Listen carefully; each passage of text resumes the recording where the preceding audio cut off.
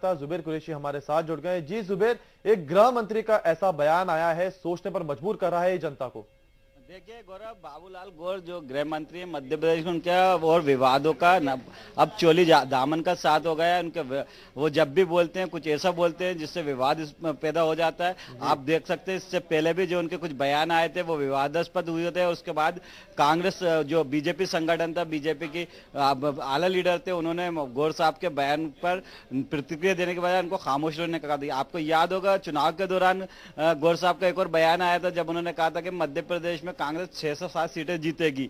साथ ही इसके अलावा एक और बयान आया था कि मोदी शिवराज सिंह चौहान से अच्छे नेता हैं। तो इन बयानों को लेकर लगातार वो उनका विवादों में रहा है। उनको आता है किस तरह सुर्खियों में बने रहना, और वो सुर्खियों में बने रहना जानते हैं। इस तरह इसलिए कहा जा सकता है कि एक ये बयान भी वही उसी से संबंधित है कि किस तरह सुर्खियों में आना है और किस तरह सुर्खियों में रहना है। गौरव, लेकिन जुबेर, बलात्कार एक ऐसा मामला है जिसका जगह जगह विरोध हो रहा है, ना कि मध्य प्रदेश में बल्कि पूरे देश में इसका विरोध किया जा रहा है। ऐसे में गृह मंत्री का ऐसा बयान कितना असंवेदनशील है ये?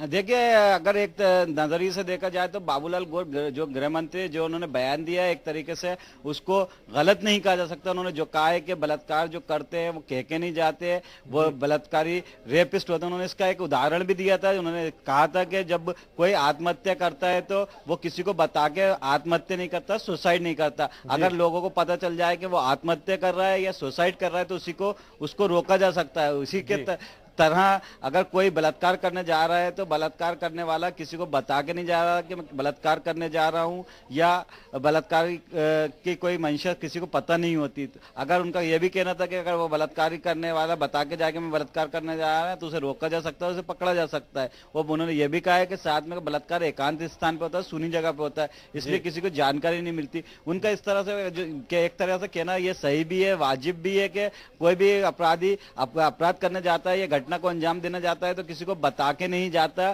कि कोई वारदात करने जा रहा है। अगर वारदात के बाद आरोपी पुलिस की गिरफ्त में नहीं आता तो ये सबसे बड़ी बात थी। उनका कहना है कि अपराध होते हैं, अपराधियों को लेकिन पुलिस गिरफ्तार करती है और पकड़ती भी है और उन पर कठोर से कठोर कार्रवाई की जाती है। मध्य प्रदेश में पिछले कुछ दिनों में हमने देखा है कि बलात्कार के मामलों में पुलिस ने जिस तरह की कार्रवाई की है, जिस तरह से अदालत ने फास्ट ट्रैक में इनके मामले को निपटाया और आरोपियों को सजा मिली है, ये अपने आप में बहुत बड़ी बात है। गौरव, लेकिन जुबेर, अगर आप बलात्कार की बात करें, कोई भी बलात्कारी बताकर नहीं जाता, चलिए यहाँ पे हम एक सच्चाई मानते हैं, लेकिन और भी अपराध होते हैं जिसमें कोई भी अपराधी बताकर नहीं जाता कि हमें अपराध करने जाए, तो क्या उसको हम जायज ठहराएंगे?